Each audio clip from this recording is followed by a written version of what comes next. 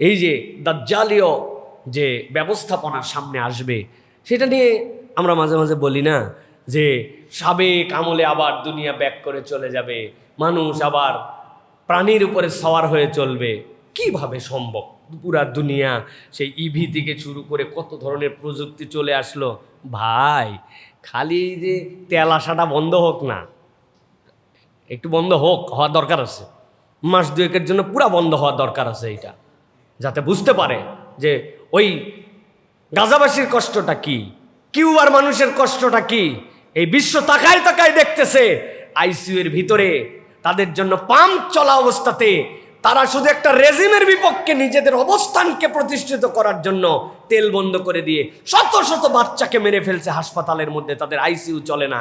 এই রানিং দুনিয়ায় কিউবাতে রানিং আজকেও তাদের কাছে তেল নাই, তাদের হাসপাতাল বন্ধ হয়ে গেছে। আমাদের বন্ধ হলে কি সমস্যা? যদি বন্ধ হওয়া দরকার, যারা পুরা পৃথিবী যেন অনুভব করতে পারে, আমরা যেন এই কষ্ট আমরা যেন বুঝতে পারি। আল্লাহ হেফাজত করুক। এটা আবেগ দিয়ে বললাম, হয়তো বিবেক দিয়ে না, কিন্তু এই কষ্টগুলি দুনিয়ার মানুষ অনুভব করতেছে। সব যদি বন্ধ হয়, আপনি বলতেছেন আমার তেলের গাড়ি না, আমার ইভি ইলেকট্রিক। ও বাবা, আপনার বিদ্যুৎ না থাকলে আপনি কোত্থেকে আপনি এটা চার্জ দিবেন ভাই? চিন্তা করতেছেন গ্যাস লাগবে না, রাইস কুকার, রাইস কুকারে খাওয়া লাগবে না, খড়ি খোঁজা লাগবে আপনার। রাইস কুকার তো চলে বিদ্যুৎ দিয়া, বিদ্যুৎ নাই তো আপনি রাইস কুকার করতে চলাবেন? আপনি গাড়ি ঘোড়া সবগুলো জায়গায় পড়ে থাকবে। কালকে দেখলাম আমার গাড়ি তো দুর্বল, কম দামি এক গাড়ি, আরেকটা নাম বললাম না, কোটি টাকার উপরে গাড়ি, দেখি নসিমন আছে না, নসিমন চিনেন? বট বট বট বট বট বট ওইটা দিয়ে টাইনে নিয়ে যাচ্ছে, ছবি তুলে রাখছি আমি, বানায় বলতেছি না। আরেকটা হেভি দামি গাড়ি ট্রাক্টরের উপরে উঠাইছে। আমি আমার ময়েনকে বললাম ট্রাক্টরে উঠানো তো একটা কঠিন ব্যাপার, ওই বলতে ঠেলায় পড়লে উঠে যায়। এই যে দুনিয়ার বাস্তবতা, এই বাস্তবতায় আবার ঘোড়ার পিঠে ওঠা খুব দূরের কথা, কুত্তার পিঠে ওঠা লাগবে। ঘোড়া তো অনেক দূর, কত ঘোড়া পাবেন কোথায়? প্রিয় ভাইয়েরা, এই দুনিয়া এরকম হয়ে যেতে পারে। যারা আমরা মনে করতেছি মাশাআল্লাহ এই অবস্থায় আছি, এলা মাইক মাইক চলবে না, মুখ দিয়ে ওয়াজ করা লাগবে, মোবাইল টোবাইল কিচ্ছু থাকবে না, তখন আপনি কি, আপনি তখন আবার মুহূর্তের মধ্যে 48 ঘন্টার মধ্যে 100 বছর পিছায় চলে গেছেন, 150 বছর 200 বছর পিছায় চলে যাবেন, ঠিক কিনা?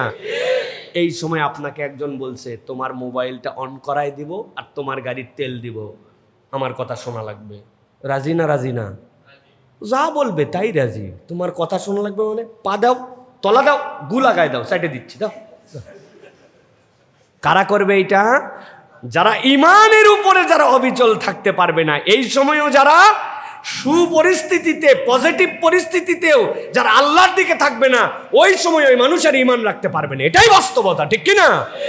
দাজ্জাল আপনাকে যে দেখাবে বৃষ্টি নেমে যাচ্ছে, জান্নাত দেখাই দিচ্ছে, তার হুকুমে আল্লাহ পাওয়ার দিচ্ছে, সব হচ্ছে, আপনি কেমনে ইমান ধরে রাখবেন? সম্ভব না তো। আপনি এখনই তো ইমান বেচে দিবেন।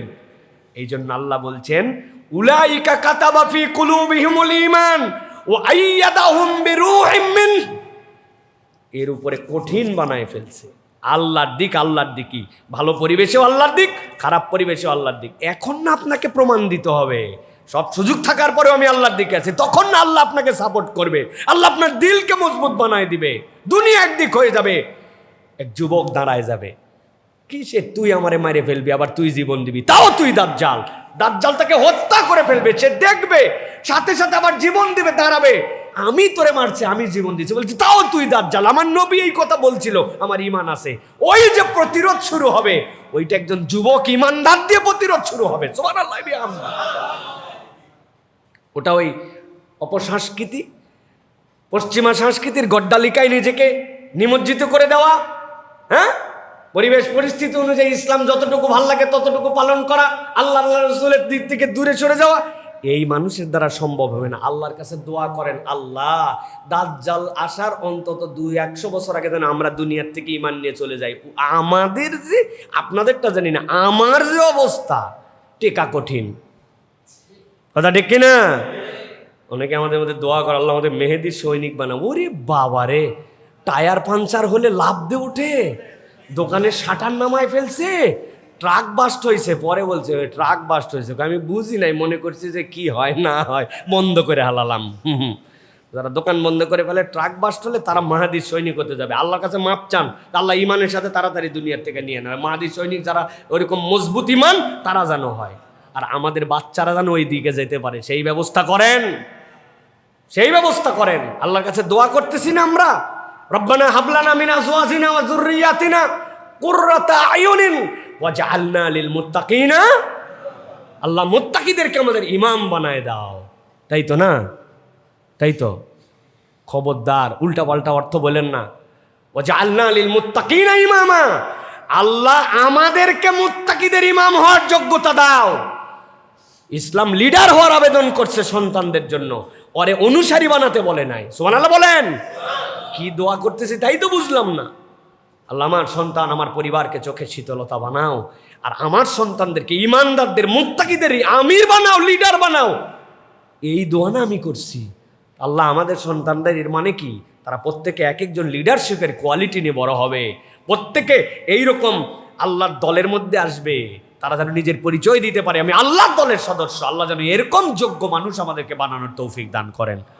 কেমনে হবে এটা? খালি আমিন বলে না, ইমানের উপরে অটল অবিচল থাকার শপথ নিতে হবে। পারবো ইনশাআল্লাহ। 5 নম্বরে আল্লাহ রাব্বুল আলামিন সূরা মাইদার মধ্যে বলছেন, আরেক দল লোক নবী আপনি জানায় রাখেন সফল কামদের মধ্যে অন্তর্ভুক্ত হবে। সূরা মাইদার 90 নম্বর আয়াত থেকে আল্লাহ বলছেন, ইয়া আইয়ুহাল্লাযীনা আমানু ইন্নামাল খামরু ওয়াল মাইসিরু ওয়াল আনসাবু ওয়াল আজলাম রিজুসুম মিন আমালিশ শাইতান ফাজতানিবুহু লাআল্লাকুম তুফলিহুন। আল্লাহ বলছেন নবী জানাই দিয়ে রাখেন, দুনিয়ায় কতগুলা বাজে অভ্যাস আছে, এইগুলা ত্যাগ করতে হবে, শতভাগ ত্যাগ করতে হবে। আর ধারে পাশেও তার সম্পর্ক নাই।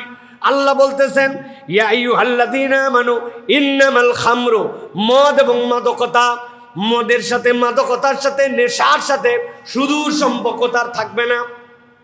তবে মদ না খালেও মাঝে মাঝে গুল লাগানো যাবে। তাই তো না? ঈদের চাঁদে কেবলমাত্র একটু বিড়ি টিড়ি টানা যাবে তো? যাবে না? আল্লাহ রাব্বুল আলামিন বলছেন, নেশা এবং নেশা জাতীয় যা কিছু আছে তার থেকে তোমার সম্পর্ক থাকবে না। ইয়া আইয়ুহাল্লাযীনা আমানু, ও ঈমানদারেরা, ইন্নামাল খামরু ওয়াল মাইসির ওয়াল আনসাব ওয়াল আজলাম রিজুজুম মিন আমালিশ শাইতান। আল্লাহ বলছেন আমি জানাই দিয়ে রাখলাম, তোমার কাছে পরিষ্কার করে দিয়ে রাখলাম, 1 নম্বরে মদ, 2 নম্বরে জুয়া। আল্লাহ বলছেন ওয়াল আনসাব, ভাগ্য নির্ধারণকারী তীর। তোমরা 10 জন মিলে একটা লটারির টিকিট কাটছো, একজনকে দিয়ে দিছে 40 লক্ষ টাকা, ঢাকার বুকে ফ্ল্যাট। আল্লাহ বলছেন ওই সময় আনসাব ছিল একরকম, এখনকার আনসাব একরকম, লটারি। আল্লাহ বলছেন আর জেনে রাখো, এইগুলা আল্লাহ রাব্বুল আলামিন শয়তানের কাজ হিসাবে সাব্যস্ত করে দিয়েছেন। খবরদার খবরদার, এইগুলা কাজের কাছেও তোমরা যাবা না। আল্লাহ বলছেন যদি তুমি এখান থেকে নিজেকে দূরে সরায় রাখতে পারো, মদ, জুয়া, ব্যভিচার এবং ভাগ্য নির্ধারণকারী তীর, এই যে এই আইটেমগুলো আছে যেইগুলো আল্লাহ শয়তানের কাজ বললেন, তুমি যদি নিজেকে সরাই নিয়ে রাখো, আল্লাহ বলছেন সরাই নিয়ে রাখো মানে আমি আল্লাহ বললাম ফাজিতানিবুহু, দূরে থাকো, এর কাছেও যাও না, এখান থেকে তোমার সম্পর্ক অনেক দূরে থাকবে। আল্লাহ বলছেন লাআল্লাকুম তুফলিহুন, একটা তো করে তোমাকে সফল হতে বলছি, এই বাদ দেওয়ার মধ্যে তুমি গেলেও রব্বুল আলামিন তোমাকে সফল বানায় দিবেন। সুবহানাল্লাহ। বাদ দেওয়ার উদাহরণটা কিরকম জানেন? একটা বাচ্চাকে বলছে যে তুমি এই বাংলাদেশের মানচিত্রটা তাড়াতাড়ি করে জোড়া দাও। বলেন তো বাংলাদেশের মানচিত্র যদি ছিঁড়ে দেয় 1 পৃষ্ঠা A4 সাইজে, এটা জোড়া দেওয়া সহজ না কঠিন? কঠিন। আমাদের মানচিত্র এইরকম করতে করতে প্যাঁচ আবার সমুদ্রের মধ্যে আমাদের লেজ ঢুকে গেছে, ছোট বাচ্চার জন্য কঠিন না? আল্লাহ বেশি সময় লাগায় নাই, অল্পক্ষণের মধ্যেই ওই বাচ্চাটা জোড়া দিয়ে ফেলছে। আরে তো মাথা খারাপ, পুরি সুবহানাল্লাহ, তুই কেমনে এটা জোড়া দিলি? কই স্যার আমি তো মানচিত্র জোড়া দেইনি, মানচিত্রের উল্টা পাশে একটা বাংলাদেশের পতাকা ছিল ওই বরাবর, আমি হেলে পতাকাটা জোড়া দিছি, মানচিত্র অটো জোড়া লাগছে।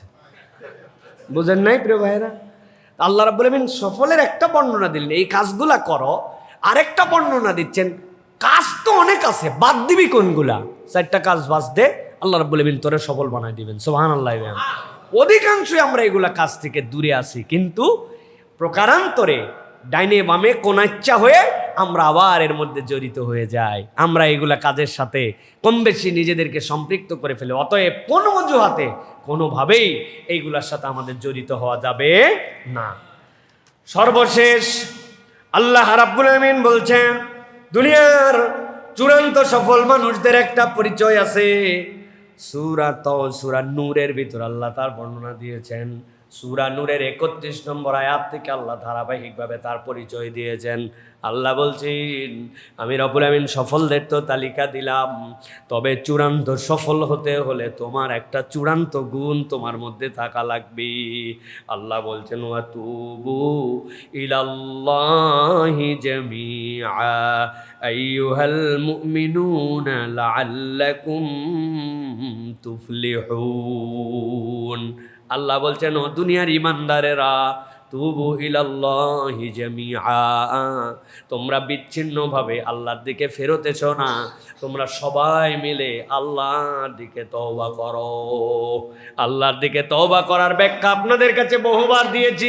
আল্লাহ নিজে কোরআনুল কারীমের মধ্যে ব্যাখ্যা দিয়েছেন, তুবু ইলাল্লাহি তাওবাতান নাসুহা। আল্লাহ বলছেন, এই তাওবা নাসুহা মানে ভাঙা সম্পর্ককে জোড়া লাগানো। ব্যাখ্যা পড়ে দেখবেন তাফসীরের মধ্যে আমাদের মুফাসসিররা ব্যাখ্যা করেছেন, এটা যদি নাসাহাতুন থেকে আছে, আর যদি নাসাহাতুন থেকে আছে, তার অর্থ কি হবে? পচা কাপড় দিয়া আপনার আম্মা, আপনার আমার নানি দাদিরা নাতিদের জন্য কাঁথা বানাইছিল, যেই কাপড় টান দিলে পরপর করে ছিঁড়ে যায়। কিন্তু যখন 3 তবকায় এক জায়গায় করে ছোট ছোট সেলাই দিয়েছে, 6 মাস বাচ্চা প্রস্রাব পায়খানা করে, ওই কাঁথা ছিঁড়ে না, ঠিক কিনা? আল্লাহ বলছেন, তোর সম্পর্ক আল্লাহর সাথে ভেঙে গিয়েছিল, কিন্তু আবার জোড়া লাগা। একাই না, সব মুসলমান মিলে ভাঙা সম্পর্ক আল্লাহর দিকে জোড়া লাগাও। আর নাসাহা মানে আল্লাহ রাব্বুল আমিন বলছেন, তুমি তোমাকে পাকা করে ফেলো, ঝালাই করে ফেলো। সোনা গোলায় যেরকম মূল জায়গায় ফেরত আসে, আবার তোমার পাপ, পঙ্কিলতা, অতীতের জীবন, পূর্বের ভুল, ইচ্ছায় অনিচ্ছায় সবগুলার থেকে তওবা করে আল্লাহর কাছে চলে আসো। আল্লাহ বলছেন, সব মানুষ সব গুণে গুণান্বিত হতে পারবে না, কিন্তু ইমানদারেরা যদি আল্লাহর কাছে একবার ফেরত আসে আর নিজেকে একবার যদি আল্লাহর কাছে রুজু করে দেয়, আল্লাহ বলছেন, আইয়ুহাল মুমিনুনা লাআল্লাকুম তুফলিহুন, আশা করা যায় এই তওবা তোমাকে সফল বানায় দিবে। সুবহানাল্লাহ। অতএব প্রিয় ভাইয়েরা, খুব সংক্ষেপ আলোচনা, প্রত্যেকটা পয়েন্ট ধরে ধরে দীর্ঘ কথা বলার সুযোগ আছে, কিন্তু আজকে এবং জুমা পূর্ব অধিবেশনে শিক্ষিত মানুষের কাছে অল্প কথায় যথেষ্ট। আশা করি যে গুণগুলার কথা বলেছি খুব কঠিন কিছু না।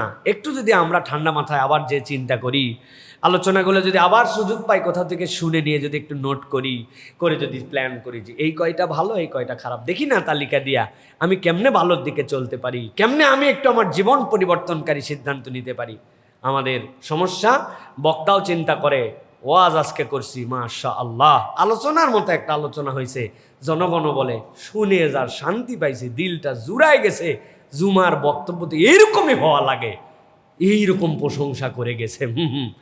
বক্তাও সফল, শ্রোতাও সফল, তাই তো না ভাই? না ভাই না, আমাদের একটু নিজেদের জীবনকে নতুন করে একটু অ্যানালাইসিস করে আমরা যেন সামনের দিকে এই সিদ্ধান্তগুলো নিজের জীবনে বাস্তবায়ন করতে পারি। আল্লাহ যেন সেই তৌফিক দান করেন। আল্লাহ যেন তার সফল কাম বান্দাদের মধ্যে আমাদের নামগুলাকে অন্তর্ভুক্ত করে নেন। যা বললাম আমাকে এবং আমাদের সকলকে সে অনুযায়ী জীবনযাপন করার মতো তৌফিক দান করে।